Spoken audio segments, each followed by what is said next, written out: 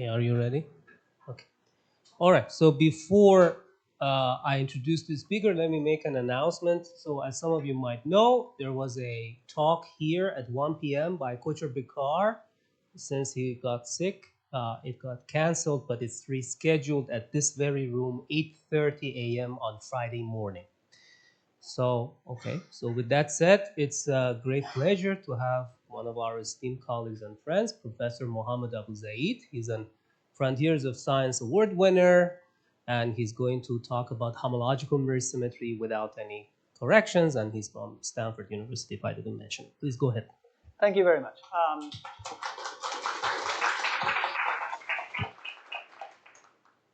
It's a pleasure to be here at this event, and it's an honor to receive this award.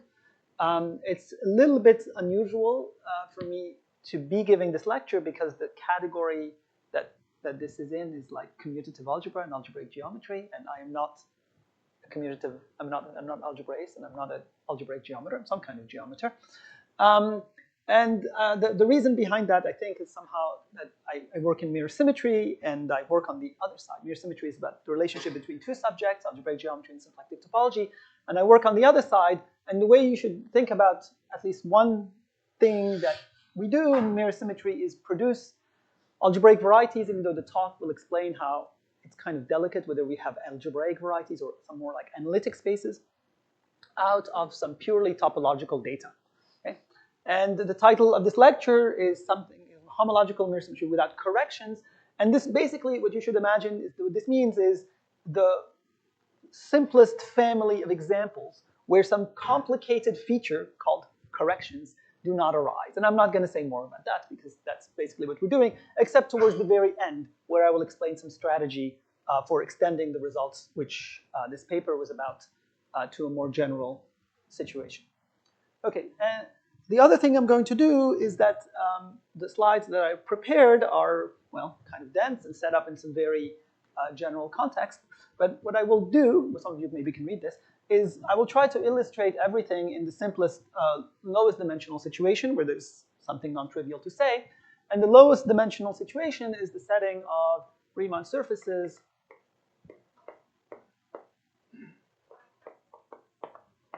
maybe you want to think of them instead as algebraic curves. So as the slides say, mirror symmetry is some phenomenon discovered by string theorists. It's about Calabi-Yau varieties, which are projective algebraic varieties with trivial canonical bundles. So what does that mean? In the simplest setting, it means basically the tangent space is trivial. And for Riemann surfaces, as people know, there's a classification. From a topologist point of view, there is a two-sphere, and then a torus, and then higher genus objects. And this one has Euler characteristic 2, this one has Euler characteristic 0, and these have negative Euler characteristic. And this trivial canonical bundle situation basically distinguishes this case. Okay?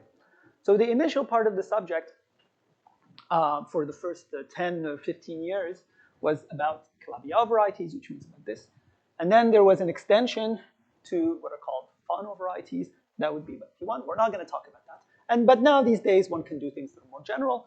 But this lecture is about doing something relatively sophisticated, very complicated about mirror symmetry, but doing it in the simplest case.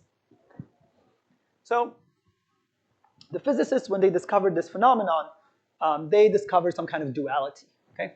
They discovered, you look at Calabi-Yau threefolds, things from the real point of view, so they have complex dimension 3, and they discovered some kind of involution. So you look at this one, and you can find a matching dual one.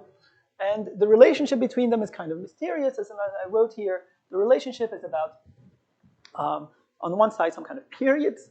So you kind of integrate volumes of certain objects with respect to natural choices of the choice of holomorphic volume form, because that's the triviality of this object. This thing, if you write it as a quotient of C by a lattice, okay, what we'll do is you can take dz as a volume form on C will descend to a volume form on this object. So that's the that's a holomorphic volume form we're talking about. That's one side of the picture. It's about integrating holomorphic differential forms on cycles. And the other side is more mysterious. it also has roots in kind of older mathematics. It's some kind of refined version of enumerative geometry. Enumerative geometry is counting 27 lines on a cubic. This is kind of maybe the most famous non-trivial example that goes beyond Euclidean geometry, which is just 2 lines through any point. Okay, so it's counting curves on higher dimensional spaces. And what they discovered is that if you take these counts of curves on Calabi-Yau varieties and you put them in kind of generating functions, what you get is something that corresponds to these period integrals on the mirror side. And it's a mysterious subject, and we still don't know. There are many things we don't know about it. The one thing that I want to say, again, I'm doing like anti-hype. Okay?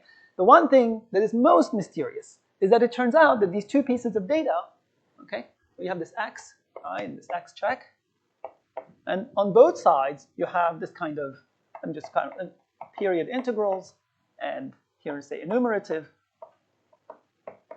Okay? And on the other side you also have this enumerative thing, and this kind of period stuff. Okay? And this matches up with this, and this matches up with this, for the same pair. And this is something that mathematicians still don't really understand. And what we've done for about 30 years, and this talk is some continuation of it, is say we're going to just ignore. Okay? We're going to ignore one of these 2 correspondences and look at only one of them, like say this one. Okay? And when you ignore this one, when you ignore the other one, really, what happens is that this structure, this count of holomorphic curves, you can now think of it as not having to do with algebraic varieties. Okay? This is now something that you can think about just symplectic manifold. And this thing here, well, it's still about an algebraic variety, but it's not about some kind of being projective or anything like that. It's just about the variety itself. So this is the abstract variety. You don't use the projective structure. And what is maybe slightly surprising is that once we did this, once mathematicians decided to ignore the perfectness of the duality in a certain sense and think about only one side, then we discovered new mirror phenomena that were not understood by the physicists. Which means, in particular, we discover some situations where there are some varieties that are not projective, okay, that happen to have symplectic mirrors, okay, and vice versa in a slightly more complicated way. So that's, this kind of forgetting, as very often happens in mathematics. Once you forget some of the structure, you discover new phenomena that you didn't have access to before. Okay, so the last thing on the slide that I want to mention is that very early on, there was some extension due to Kontsevich, or some really kind of vision due to Kontsevich, that in addition to these extremely concrete enumerative questions you can ask, there is some deeper phenomenon, which is some kind of categorical equivalence. Okay, so this is, it really was some kind of vision at the time, because on the symplectic side, the structure didn't even exist. And this is really what this lecture is about. In the title, there is the word homological. And here the word homological is about some categorical structure. So on this side, it's not a very complicated category. It's not an unfamiliar categorical structure. It is basically the study of coherent sheaves. Okay? And if you do commutative algebra instead of algebraic geometry, it's a study of modules over rings. Okay? Now, something to really derived category, so you're looking at maybe complexes of modules, but ultimately that's what this is. And on this side, if you're just studying symplectic topology, then this is something that really at the time had barely been, the existence had barely been suggested by Fukaya. I think he's chairing another session. And it is about the structure of certain submanifolds in symplectic manifolds, okay? Lagrangians. Okay. So this is a lot of stuff, and what I want to do now is say something about elliptic curves. Okay. Before moving on to the next slide, I just want to say a few words about what this means. So the study of elliptic curves occurs in many, many parts of mathematics. So one thing that is probably very familiar to people is that you can think of there's a picture like this. Okay, it lives in the upper half plane. I'm not sure I'm going to get it right. And this, in some sense, is recording the moduli space of elliptic curves, the space of all as algebraic varieties, the space of elliptic curves over the complex numbers up to isomorphism. So this picture arises by exactly thinking about lattices in C up to possible transformations, holomorphic transformation, linear transformations. And so you can think of so you have a lattice, you have two vectors, you take the first vector, you put it in this direction here. And then the second vector you can put somewhere, okay? And so this gives you some other vector tau. And then there are more transformations you can do, like shears, and then by the shears you can bring tau back to here, but also you can swap the role of tau and 1, and that's how you end up with only some upper part, whatever. Let me not worry about this too much. So there's this parameter tau that lives in some domain, can think of it as living in some domain in C, that parameterizes the choice of elliptic curve after isomorphism. On the other side, there's this word symplectic, which I assume people are not familiar with. But what it means simply is it is a smooth manifold equipped with an area, with some notion of an area form. Okay. So in higher dimensions, what does it mean to have area? Well, it's a 2 form, satisfying some nice properties. It's closed. But in dimension 2, it literally means an area form. Okay. And if you have any familiarity with differential topology is extremely flexible. Okay. So all Riemann surfaces, which have the same genus, okay, and are equipped with an area form that has the same total area, are actually equivalent by a diffeomorphism that takes the area form on one side to the other. So in this case, there's only one parameter. So this is the algebraic side. There's this parameter tau, and on the symplectic side, there is a parameter which may be called A, and it lives in 0 infinite. Okay, and then you're like, how am I going to match up this tau with this A? That doesn't make sense because this tau has like two real dimensions, and this A is one real dimension. Okay? And of course you can't. That's the point. So what happens is, what you can do is you can match up tau with some kind of complexification of A. Okay? But we're going to if you just stick for a moment with something very basic, remember what I'm going to say is we're going to try to ignore most of the structure. And before I started the first slide, I said the way we're going to think about this is we're going to take symplectic manifolds and produce some kind of algebraic varieties out of them. So it may be difficult to produce all of them. In this case, all I should do is I should focus, giving an A, which tau should I get? And it turns out that the answer is very explicit, and this was known to Kontsevich in probably one of the first computations he did, is that you get the A's that correspond to this. Okay? So another way to say this is that this A gives you exactly those elliptic curves which are in some sense rectangular. Okay? That's not all of them. In fact, it's far from all of them. But that is the correspondence. And my hope is by the end of the talk, you have, actually by about a third of the talk, you have some idea about how, once starting with some symplectic manifold, with this symplectic manifold, maybe some additional structure, which I'll talk about in a second, you can somehow produce this object. Okay? And it looks the same, but here you want to produce this object, with its complex structure. Whereas here you just have a smooth thing with an area form. Okay, so I will move on to the next part. So, physicists came up with this conjecture. Mathematicians, can check it. It's some specific claims. You can check those claims. But at some point, mathematicians become dissatisfied with just checking claims. We would like to understand why things are true. Okay, like some kind of higher conceptual phenomenon. And this first proposal was, in fact, in some sense, still the only real proposal, was due to Strominger, Yau, and Zaslow in about 95. And they said, well, what we should have is some additional structure. This X and this X check, okay, they should maybe project to some common base. Okay? And this common base should be the base of a fibration. So in their case, they said there's this very specific word, special Lagrangian fibration. The word here, special, is some geometric, some very rigid geometric notion that is required in order to be able to make sense of this double duality that's floating around. Okay? But for me, again, since I'm going to split it in half, the only thing that really matters is this Lagrangian structure. And a Lagrangian structure is just the vanishing of this form, being half-dimensional and having the property that this symplectic form vanishes. But in this case of tori, Lagrangian is just a curve. Lagrangian in symplectic manifold X just corresponds to a curve, one-dimensional curve, in a Riemann surface. So what is a Lagrangian torus fibration on a 2 torus? Well, that's really quite simple. The thing is two-dimensional.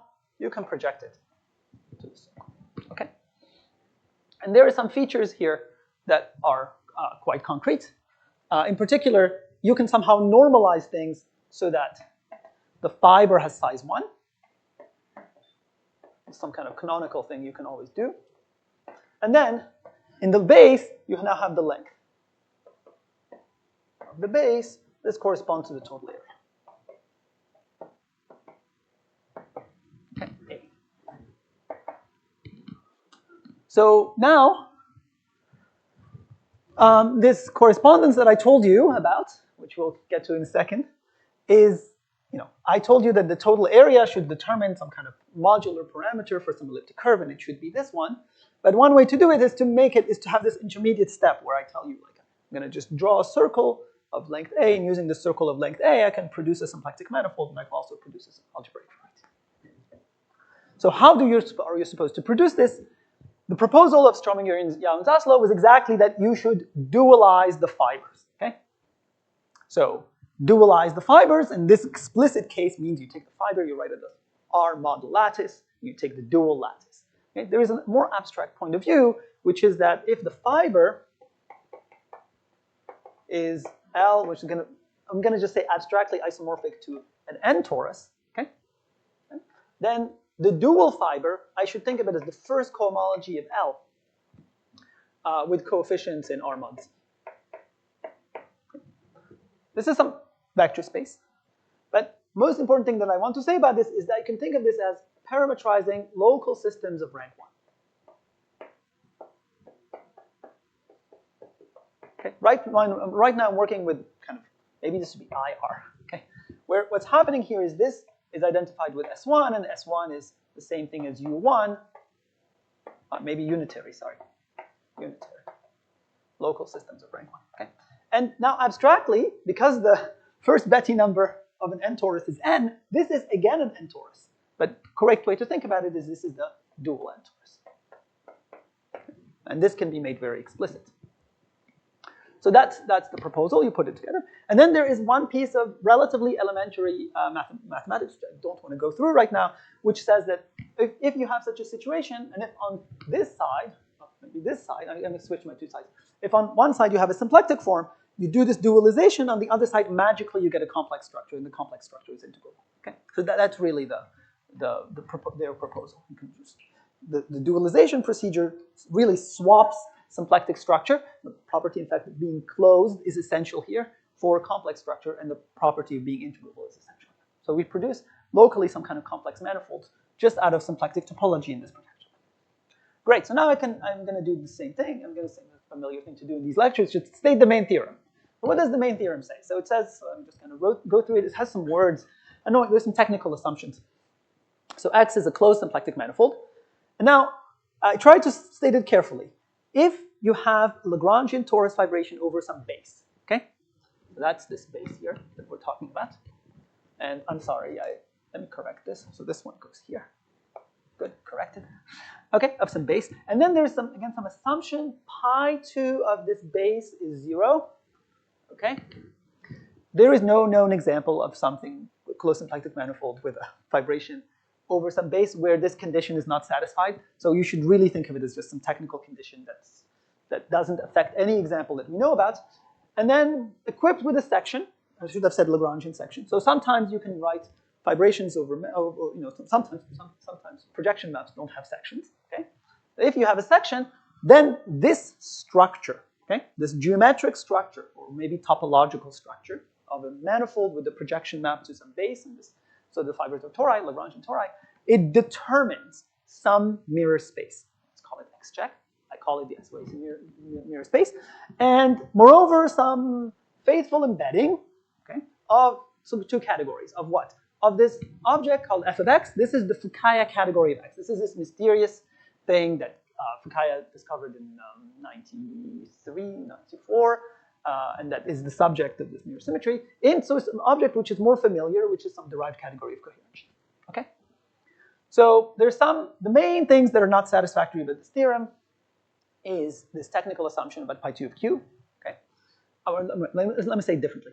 The things that are obviously not satisfactory are this pi2 of q assumption. This condition of being a fully faithful embedding, what it means is everything that you could try to compute on the symplectic side, you can transfer into a question on the algebraic side, and that question and whatever answer you get on the algebraic side is what you were looking for. Okay?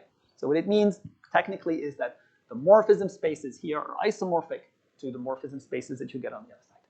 This is not as good a condition. You want to prove something stronger. You want to prove some kind of backwards construction. You want to show that, you know, every object you could see on this side, every module over the ring that you would be considering on this side actually comes from symplectic objects. And this, I will explain some strategy for getting this. In reality, in examples that we actually care about, this is not too hard to do. But it would be nice to have a very general proof. Okay. Okay. And now, as I say at the end, we unfortunately, the real gap is that this condition of having Lagrangian torus fibration, you know, of course it works in this case, it works for abelian varieties, some kind of tori, but there's much wider class of examples to which it doesn't apply. In particular, the initial examples that the string theorists cared about, which is kind of quintic threefold, or even the K3 surface. You can't use this machine, but you know, it's supposed to be a first step. Okay, any questions before I move on? No? Good. So now I have to say some technical stuff. So the technical stuff, unfortunately, is about what it means to look at this derived category of coherent sheaves. So this X check, I said it's a mirror space. I tried to be careful. It is not in general a variety. So in fact, there are some famous examples. So Kodaira has some classification of surfaces, and in the classification of surfaces, he discusses complex surfaces, and then it's well understood which complex surfaces, analytic surfaces, have an algebraic structures and which do not.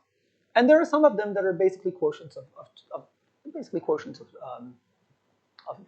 I should say of Euclidean, some kind of quotient of Euclidean space by some group action, but not by an abelian group. So these are called Kodaira surfaces, some of the Kodaira surfaces, and those have mirrors in this sense. And so clearly, this notion of mirror symmetry is more general than what the string theorists hoped for. And so we have to go outside the algebraic category. Okay, and we have to go also. So we have to work with analytic geometry. And unfortunately, the most technical part of the subject is the fact that we don't work in analytic geometry in the usual sense that is taught in undergraduate courses. We have to do something called rigid analytic geometry. We have to replace the notion of Archimedean norm by some kind of t-adic norm. So this is the ring that symplectic topologists always work with. So we call it the Novikov ring. It has Novikov field, let's say. It has some origins in the study of, so Novikov studied the maps from manifolds, from topological spaces to the circle, and wanted to do some analog of Morse theory, and he introduced this ring. So its definition requires a choice of a base ring, so that's what I call the base ring K. Okay? And then you look at power series with finitely many negative exponents, but in some variable t. But now, the thing that is unusual is that the exponents are allowed to be real numbers. So what is the size of an element of this ring? The size of an element of this ring has nothing to do with the AIs. What it has to do with is the smallest lambda I that shows up. Technically, that's not quite, that's 1 over the norm, but you extract it from this information. Okay, and using this notion of size, you can do many, this is kind of classical. Maybe Tate is the first person to develop a very elaborate, kind of essentially complete theory of doing analytic geometry over such rings. And that is the nature of the space X check. Okay? And how do you produce it? You produce it essentially by what I was telling you over here. Okay? So this point, if you are not, I'm not an algebraic geometer. So if you're not an algebraic geometer, you try to think of a space as a bunch of points with some extra structure that tells me how they're glued together. So the points of the space are given as follows. I choose fiber, okay? And over there I use the term maybe Q for little q. I choose a point in the base. That determines this fiber here, okay? And then on this fiber, what I'm supposed to, the space of points that correspond in X check, that correspond to this thing here are all possible local systems. So local systems, as I was saying over there, means if I go around, I have some monodromy, I have an element of the circle. And each such thing, there's some package called Floer theory, which I will not talk about, which produces some groups associated to what? So groups associated to any other Lagrangian. So if I draw this L is some Lagrangian instead of symplectic manifold. In this setting, it's just a curve. I can use something called Floer theory to produce a group associated to L and this fiber XQ. And these groups, or really modules over some ring, something like that, as they vary from point to point, form a sheaf. That is the content of the first part where I said there is a functor from this to this. Okay? The functor from this to this means I can do this construction. Okay. So proving that this forms a sheaf actually takes quite a bit of work. This is what's done in this paragraph. I don't want to talk too much about it before I run out of time, but I want to say one thing, which is usually when people think about mirror symmetry, we think about the complex numbers. But in this setting, actually, you can choose an arbitrary ring. You can work over Z, you can work over the sphere spectrum if you know what that is. But that raises this question that I put at the end, which I just don't understand very well, which is we expect some situations where we can prove that the outcome of our construction, this analytic space that we produce, is in fact algebraic. It comes from an algebraic variety, is controlled by some polynomial equations, if you want to say it like that. But it's not clear to me whether it makes sense to ask this question independently of the ring. Like, can you have something which is algebraic over F3 but not over F7? I don't know. And it's not that plausible to me that there'll be examples out of this specific construction, but in the generalization that I'll be talking about later, this is very likely to happen. And we already know some situations where we can prove mirror symmetry, but only for small primes. Okay? And that's very likely, I mean, this is one possible explanation for what's going on, that somehow there's a difference between algebraicity and analyticity, depending on the characteristic. Okay, so this is kind of very... Can I ask? Yes. So in higher dimension, so this realization that you dualize the lattice and then you take the quotient, and then naturally, because it's dimension 1 on the elliptic curve, you get this H1 tells you the whole core to the mirror. But in higher dimensions, obviously, you cannot use this argument. No, so this works just as well as long as the total space, I'll say a few words. As long as the total space actually has a Lagrangian torus fibrations with no singularities, the same procedure works. But if you have singularities, you need another approach. And this is what I will say in the second part. Okay. But, okay. So now I want to talk about, this is kind of well, what is the strategy? How do we do this? Okay. Well, things like varieties are defined by local constructions. We know what affine things are, and then you glue them together. Okay? That's basically how it works. So even though we're in some analytic setting, the analytic setting also has the same thing. You know what a complex manifold, we know what a open subset of Cn is, and you know what a biholomorphism is, and then you can glue things together. Okay? So what you want to do is take this point of view as your starting point, and then use it to define this mirror function. Okay? So what you should do first is understand what happens in a small neighborhood of one Lagrangian. And that's a small neighborhood of one Lagrangian. In symplectic topology, we understand very well. There is something called a tubular neighborhood theorem, typical in differential topology. And the tubular neighborhood looks like the cotangent bundle of an n-torus. So first, we should understand mirror symmetry for a cotangent bundle of an n-torus, which means in this dimension, that means understanding mirror symmetry for this object. So this is T star S1, which is R times S1 with the area form that you see on the blackboard. There's basically only one area form. And mirror symmetry for this was understood before we understood that it had to do with mirror symmetry. So what I'm trying to say here is simply that Floer theoretic invariants of objects of this nature, cotangent bundles, have relatively explicit descriptions that is related to the topology of the base. Okay?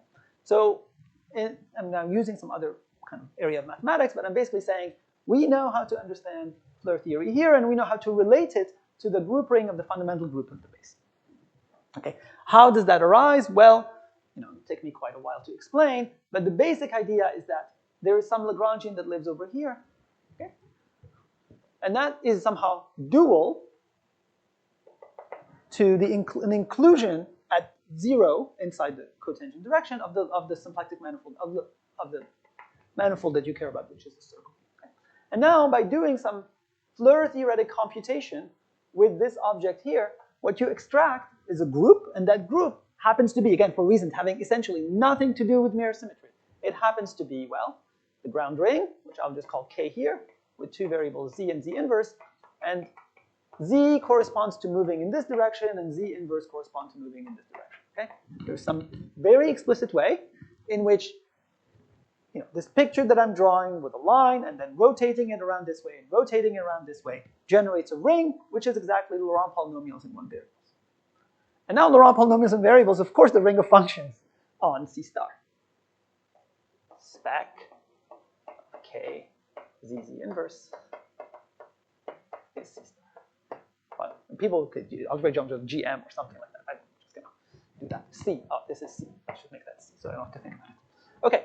And that's, in some sense, the first, and well, again, other than the point, which is not much to say, the first non-trivial mirror statement, even though, of course, the string theorists would be like, why are you caring about this? It's certainly not something that people in the 80s thought about.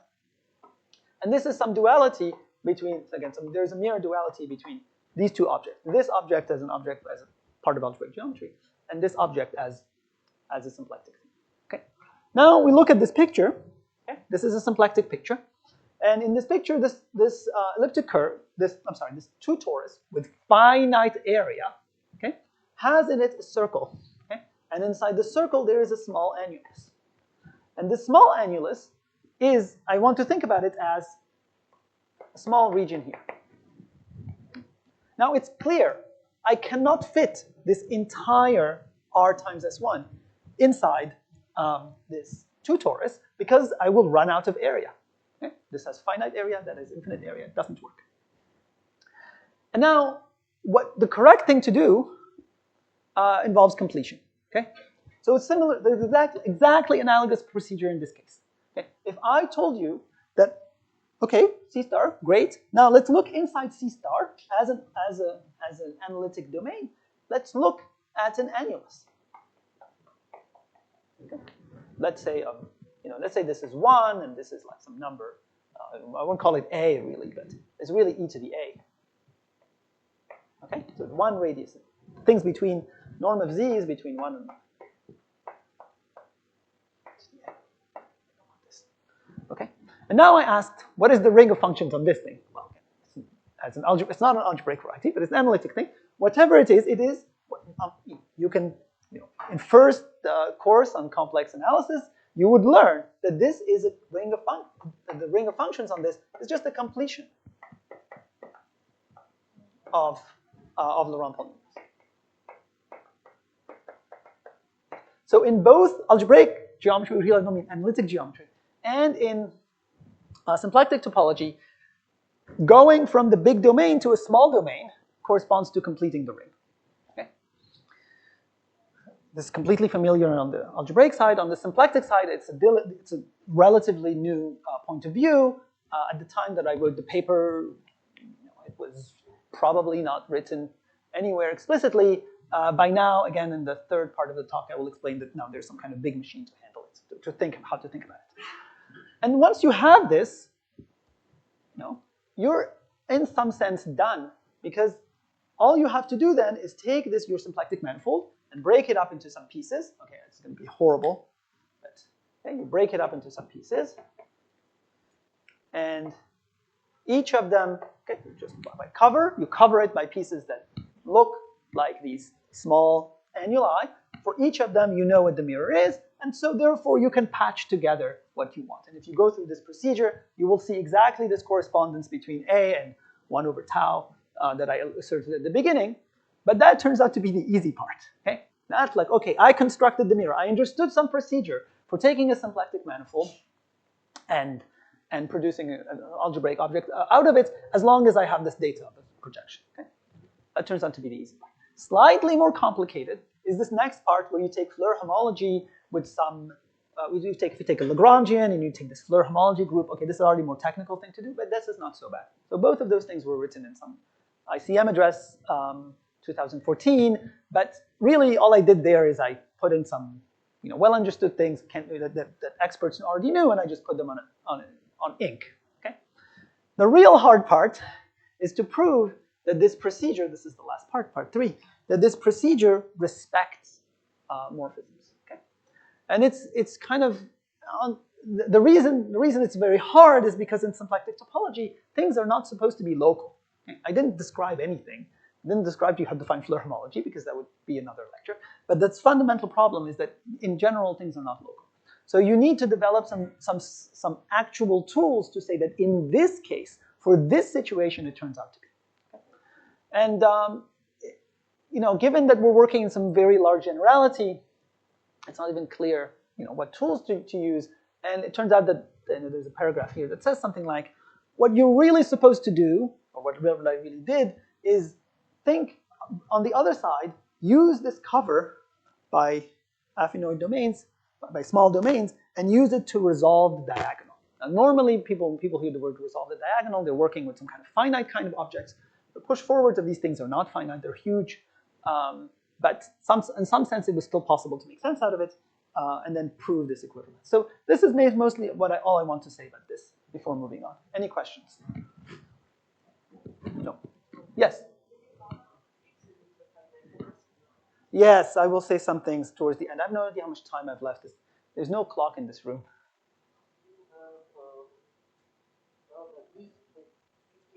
Okay, good. So I'm running late. That's what you're saying. So singular Lagrangians. So in practice, we have singularities. Okay. So once you encounter singular Lagrangians, there's two things. First, you can say, I'm going to study the simplest case of singular Lagrangians. And it turns out that the simplest cases of singular Lagrangians are what's called immersed Lagrangians. And all I want to do is draw a picture here that's, so that we have some idea that we're on the same page. Actually, there's a picture on the next slide anyway. But so maybe you're going to say one quick thing. When you do these patch gluings, yes. So this functoriality seems like obviously, gluing needs to follow, but then you cannot glue unless you do it homologically. Everything is... and higher dimensions again. Yes. The hardest part, not the hardest part, one of the things that makes things complicated is that everything is working at the level of the derived category. Okay. So we have to glue things with chain complexes, and there are higher coherences, and there were some words about it, but I decided to skip that part. Okay, so I'll actually skip this slide because it's easier. Okay, this picture. This is the picture we have in mind. Okay, in 2 dimensions, you can start with a smooth fiber, which is a 2 torus. Okay, and I gave you some story saying this smooth fiber, you should think of its mirror as being like the dual torus, and so it's again a rank 2 kind of object. But then this thing degenerates into an immersed P1. Okay, and that's the domain of this immersion. And this thing has no interesting local systems. Okay. So where is the structure coming from? And what symplectic topologists, here there's the name, Akaho, and then Akaho and Joyce understood, is that what you should do is that there should be a contribution to this kind of space that we're trying to construct coming out of the self-intersection. Okay? What are you supposed to do? You are supposed to do some counts that involve these counts, self-intersections in a non-trivial way, and there's a picture illustrated here, which is something like this. If you encounter some polygon and it goes through some self-immersion point called P1, P2, P3, P1, let's say P1, P2, P2, P1, P2, P3, great, okay? Imagine that each variable P, each intersection point P, is associated to each one of them is associated variable called Z. So there's Z1, Z2, Z3. You count how many P1s you see, and then you see, oh, there's 2 of them. So I should get I get a term factor, Z1 squared, and I see 2 P2s, so I get Z2 squared, Z2 cubed, maybe 3 P2s, and then a Z3. So this is some monomial that is contributed by this disk. Okay, so this is nice, but it turns out that if you look at Calabi-Yau threefolds, which is the thing we're interested in, let me step one step back. If you look at surfaces, like the K3 surface, this is the kind of singularity you will encounter generically. But if you look at Calabi-Yau threefolds, you will get something much worse. Okay? And for a long time, this was some kind of stopping point. We're like, how are we going to handle this phenomenon? But it turns out that even though the singularities of these SYZ these fibrations are pretty bad, there's always plenty of immersed Lagrangians, which means Lagrangians that are not quite embedded, but whenever they meet, they just meet along double points. This is not the technical definition, but that's how you should think about it. They meet along double points, and double points Floer theory can handle. Okay, so you can just say, I'm like, are there enough of them? Can I find plenty? And the answer is yes. So we don't know the answer to be yes in complete generality, but we know the answer to be yes for some class of singularities that were studied by Gross and Siebert. They studied toroidal degenerations of Calabi-Yau's, and then they identified somehow the essential class of singularities as the following. So you're working in dimension n plus m, okay? But there's this plus one here because I'm about to describe a hypersurface, okay? So inside C m plus one and C star to the n, the variables are x, x1 through xm plus x0 through xm plus 1 through xm for the ones complex ones, and y1 through yn for the ones which have a puncture. You look at this hypersurface. Okay. So maybe, I assume people haven't seen this before. So one toy case of this is when there are no y variables, you get product xi equals 1. Well, this is just C star to the m. Okay, that's the case we've studied before. But as soon as you have something like this, let's do the first one. If you do instead x1, x2 equals 1 plus y, okay, this is very interesting space. So this is actually C2, these two variables, minus, so y is not allowed to be 0. So it's C2 minus 1, complement of 1. And this turns out to be a very interesting space. It's the only space other than tori which is self-mirror. Okay. So I will illustrate this in a second after stating the main theorem. So this is a follow-up. This result was proved a few years later. It was with Zach Sylvan. I think Gamage has an alternate approach using some micro-local method. Okay, and it says there's two variables m and n. Okay, and mirror symmetry holds if you swap them. Okay, so if I look at the Fukaya category of this object, if you look at Lagrangian submanifolds inside this symplectic manifold defined by this equation, then I get the same thing as coherent sheaves on the variety where I swap n and m. And if you specialize the story here, you'll see that because of this plus 1 over there, what happens is this says that this is self-mirror. So how is this done? Again, I don't have that much time.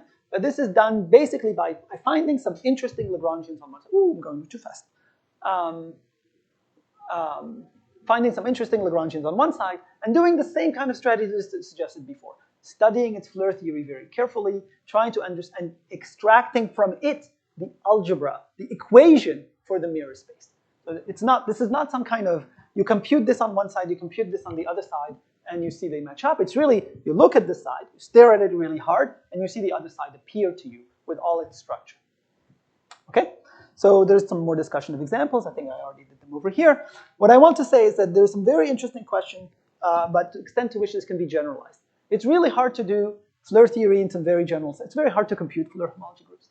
But there's an approach of Pomerleano which probably can be extended to this to a more general mirror setting that Gross and Siebert have been working on for the last 5 years. They call this intrinsic mirror symmetry. We'll see if this can be pushed further. But this case is already hard enough, and I'm happy. I mostly want to talk about this. Okay, so that addresses one of the questions, which is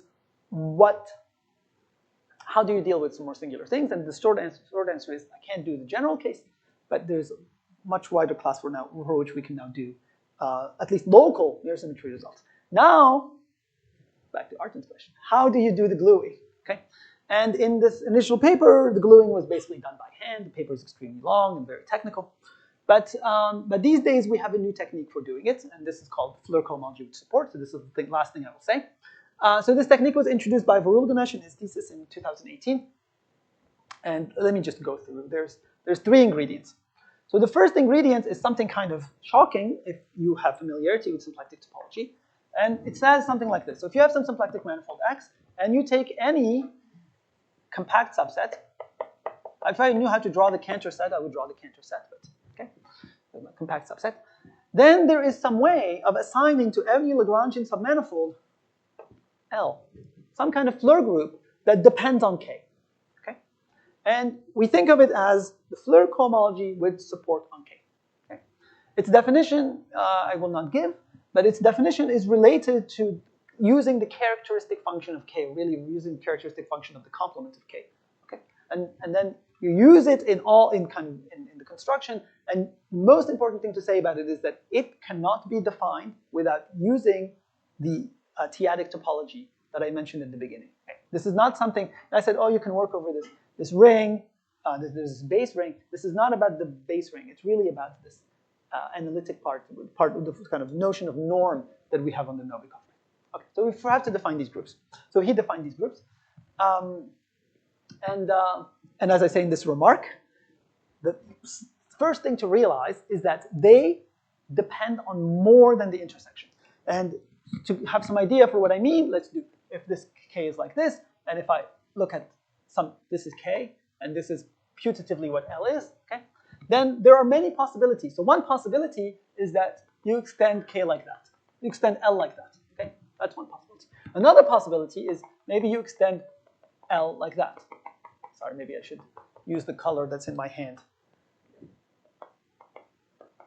Okay, so these are two possible ways of taking the intersection of K with L and extending it to the outside. And these give rise to different groups. Okay, this fundamentally important fact that this theory is not local. Okay? But there is some theorem, it's in progress.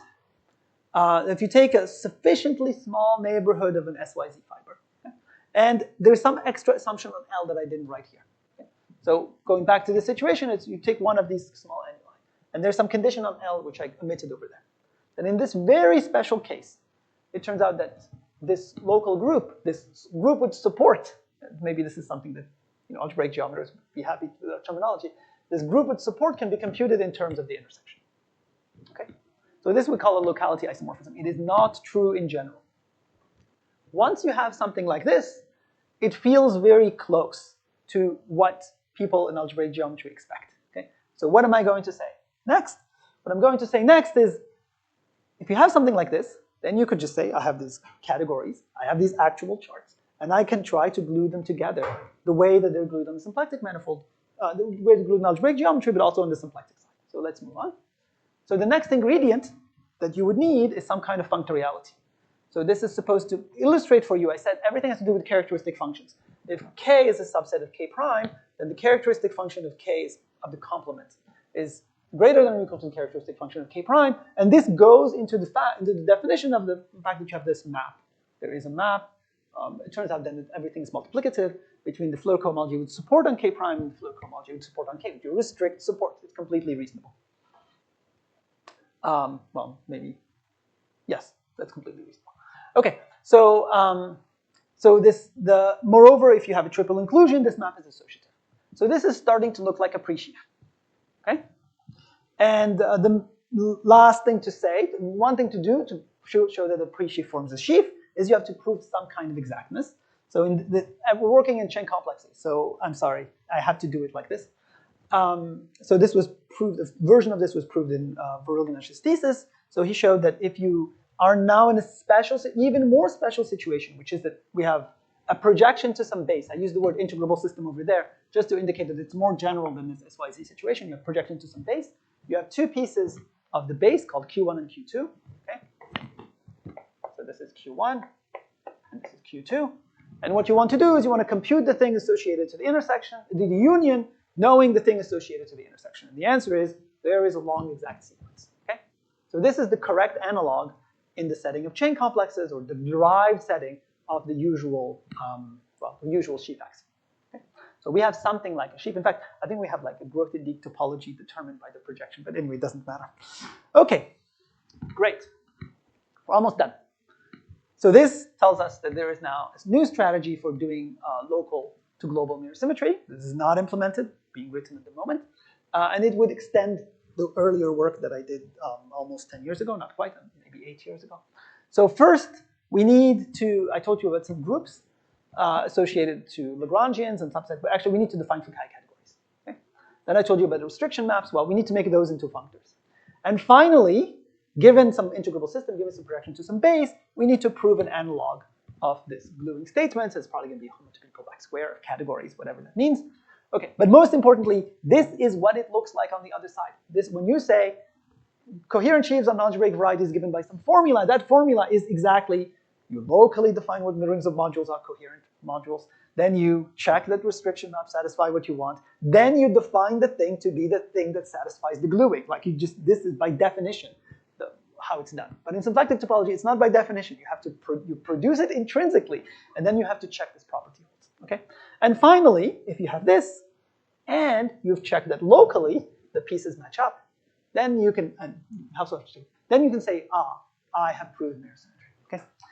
Now the last thing I will say, actually let's do something else. The first is that there is some decategorified version of this, which is already in the literature. So I wrote it with Roman and Volugnesh in 21. By decategorified, that means you go from categories to vector spaces by taking Hochschild homology. Actually, Hochschild cohomology, and we do it as frame D2 algebras, but it's another story. Okay? And then the last thing to say is that if you are the kind of person for whom mirror symmetry means things like computing Picard-Fuchs equations, this is going to be very disappointing, okay? Because the answer that we produce here is very abstract, and it's really hard to pin down which mirror variety we get you, okay? So I think, you know, this, yeah, great, you know, I can be happy that some project, once this is done, I can be done with this project, but we will not be done. Mathematically, we will not really be done, because then the goal will then be to relate what comes out of this to other approaches and understand how this relates to the Hodge theoretic picture. Thank you very much. All right, thank you. Questions?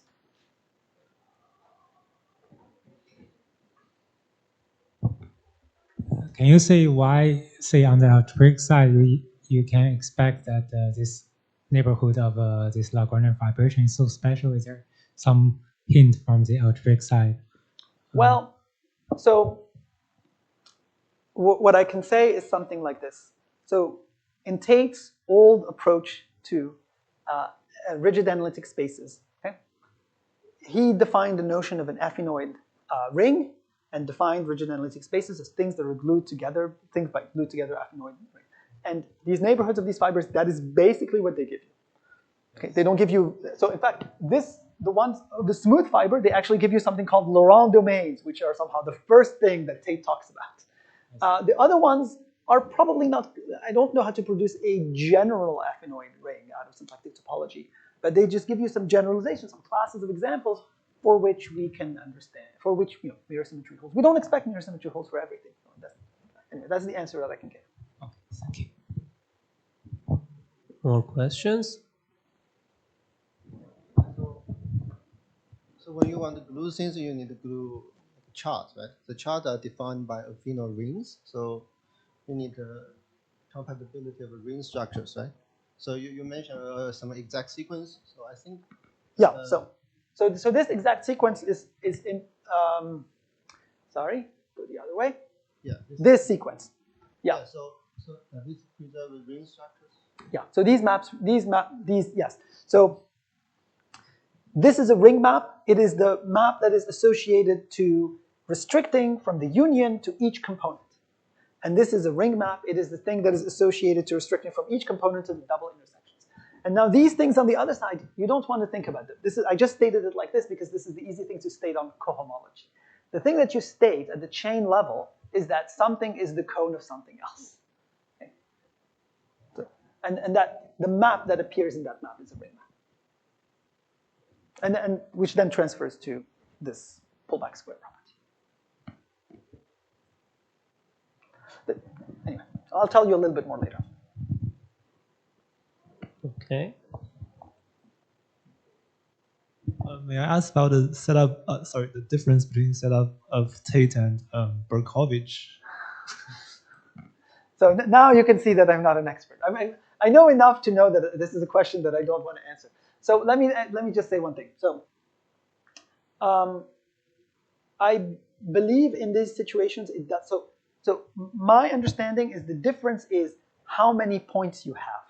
Okay, Berkovich has many more points. Okay, for these things it doesn't really matter because we know what the rings of functions are, I can transfer this computation in the Tate setting to the Berkovich setting, and I don't think it would give me anything new. Okay, I think what's interesting, I do want to say this, is that it's the Novikov ring is the thing that appears naturally for us in symplectic topology, but it might not be big enough for some applications where we want to take some comparisons of something, where they make some comparisons with something algebraic. Maybe that's the only thing. Something from the other side. Like, for example, in characteristic 0, the Novikov ring is over an algebraically closed field, it's algebraically closed. But in characteristic P, that is not true. Okay?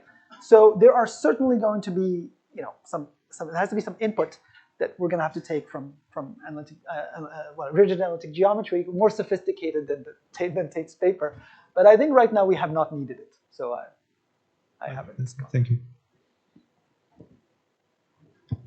Yeah, so for the singular fibers, can you also allow the singularities like some torus degenerate into lower dimensional torus? So the philosophy, which I went through very quickly, is every example that I have explicitly thought about has the following property. Somebody hands me a very singular Lagrangian, and I find near it some immersed Lagrangian which captures all its Floer theory. So okay? like torus vibrations, like you so pick some. Yeah, let me just say one thing. So one thing when you encounter, for example, is you can encounter the situation where it is a 2 torus and it pinches to a point. Right. This is the first thing you said. You have a torus and it collapses to. This is the first thing that you would say. So Floer theory has no idea how to deal with this. I mean, maybe somebody, maybe not in this room, somebody who's really good at analysis, can kind of figure out how to do Lagrangian, how to do pseudo-holomorphic disk with boundary conditions on this stuff, but nobody knows how to do it. Okay. But here's what you can do. You can take this thing and you can take 2 copies of it, and you can connect them like that. Okay, whatever that picture means to you. What it is some 2 torus times S times an interval, but it's not embedded. It's actually immersed in such a way that it meets itself along a 2 torus here. Okay, well, this is something I know how to do Floer theory for. And if you look at this paper with Sylvan that I cited, it is basically about doing that. You study the Floer theory for this guy, and what happens is that there's some holomorphic disk that sits right here, and that captures the fact that there was a singularity. So that's the strategy that I know how to implement. Okay, thanks. You replace you replace the singularity of the submanifold, or whatever, the subfright, whatever, by some immersed thing that is nearby. Okay, and this is now just philosophy. The immersed thing nearby bound some disks, and those disks change the Floer theory of this immersed thing in such a way that it appears to reflect the singularity that you had. Okay? But this is just because you cannot define the other one. Because you cannot think that you cannot try to do some kind of reliance, or are you going to keep control? Yeah. So at this point, we don't. If a holomorphic disk escaped to that point, I don't know what to do. And I've not known what to do for as long as I've been a mathematician. So the only thing I know how to do is to do that. And it works surprisingly well in this class of examples. Okay, let me ask you a quick question myself. So in this SYZ fibration example, right? Let's say on the algebraic side, I have skyscraper sheaf point. I know that this is a special Lagrangian here. So then algebraic geometer says over there I'm doing intersections, and this should be compatible with intersections there. So over there, for example, I can take a structure sheaf, extension between a structure sheaf and a skyscraper, which is a finite thing. So what is it mirror of? Oh, that's a section or multi-section. So, am I right? Yeah. So is this how you guys recover? Yeah. So the nicest thing to say is actually that there is a geometric procedure. I mean, I'm not sure on the symplectic side, which is as follows. If you took 2 Lagrangians, this one and this one, okay? So you're saying you want to do intersection, and I think you're thinking of intersection homologically, exactly. X groups. Yes. Okay. So symplectically, we can take this thing and we can produce out of it a new Lagrangian by a surgery procedure. Okay. And this surgery procedure in the simplest situations, matches up exactly with this geometric construction. And this is, for example, how if I did the 2 torus, I could explain to you how you produce all the line bundles. All the line bundles are obtained by twisting the trivial line bundle by points. Okay, and you could just do that. I mean, actually, they have not all of them because the Picard group is non-trivial, but then ultimately you can get them as sum end. There's also kind of taking components, so that you can. Everything is describable in terms of pictures and is completely precise in dimension 1. In higher dimensions, it's more delicate. Okay, so one more question. Yeah. We have algebraic varieties which have full exceptional collection given by line bundles. So do you have something like an exceptional collection? Well, first of all, I assume they're not Calabi-Yau. And Yeah. So that would be some other talk and some other setting where we're talking about finals. This is actually, I think, a very interesting question. In the simplest setting, we can indeed see some exceptional collections in symplectic topology exactly arising as Lagrangians which meet in a certain way, as predicted. But there are some papers. I believe recently there's been some paper about like 2 different exceptional collections on the same variety which are not related by an autoequivalence. I do not know how to see that symplectically. I think that's an interesting question, but it's slightly tangential to the talk. Okay. Thank you so much. Let's thank the speaker.